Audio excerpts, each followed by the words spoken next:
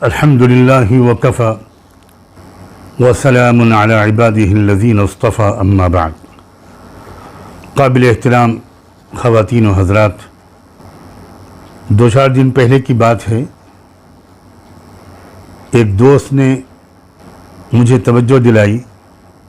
کہ دہلی میں مقیم ایک ایسے صاحب نے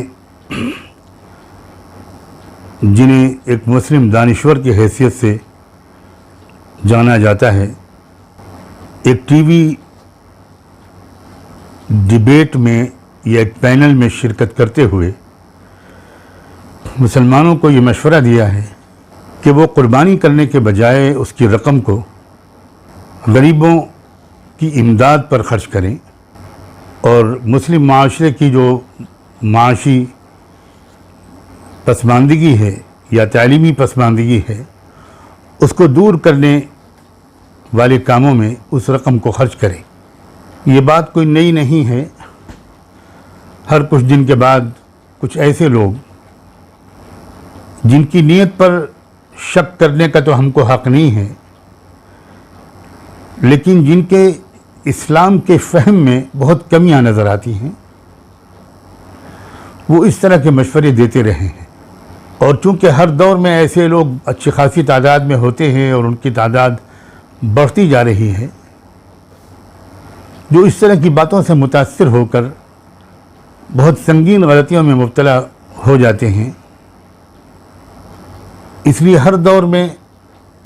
اسلام کی سمجھ رکھنے والے اہل علم حضرات نے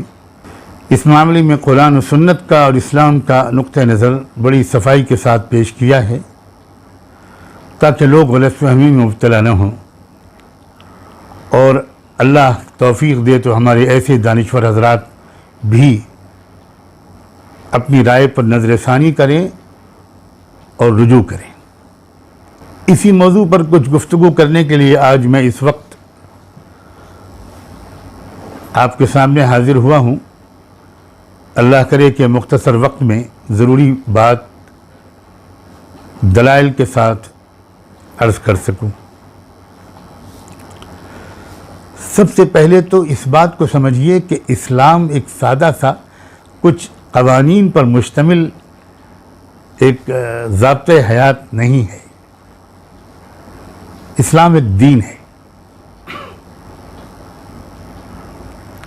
جس کی ابتدا تو ہوتی ہے کلمہ پڑھنے سے،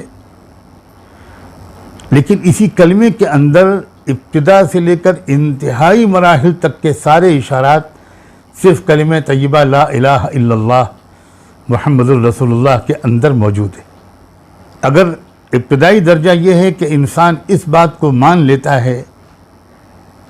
کہ مجھے کسی بت کی، کسی مورتی کی، کسی حجر شجر کی بندگی نہیں کرنی، اس کے سامنے سر نہیں جھکانا، اس کی عبادت، اس کی اپاسنا، اس کی پوجا نہیں کرنی، بندگی صرف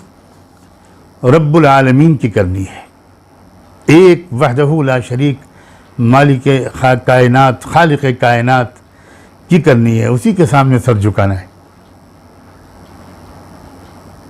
تو پھر اس کی یہ ابتدا ہے. یہاں سے بندہ داخل ہوتا ہے اس کے اندر، اور اگر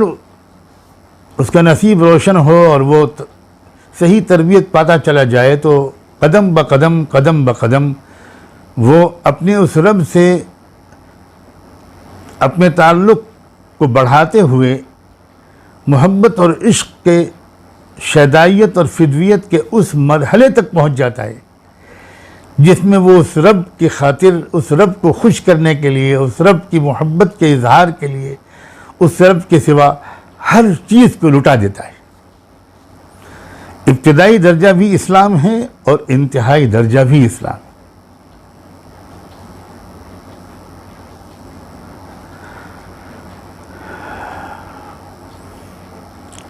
اسلام کی حقیقت کے ان تمام مراحل کے ایک نمونہ کامل کی شخصیت کی حیثیت سے اللہ نے اپنے ایک بندے کو چنا ہے اور اس کو ہمارے سامنے ایک نمونے کے طور پر رکھا ہے. اس بندے کا نام تھا ابراہیم علیہ السلام.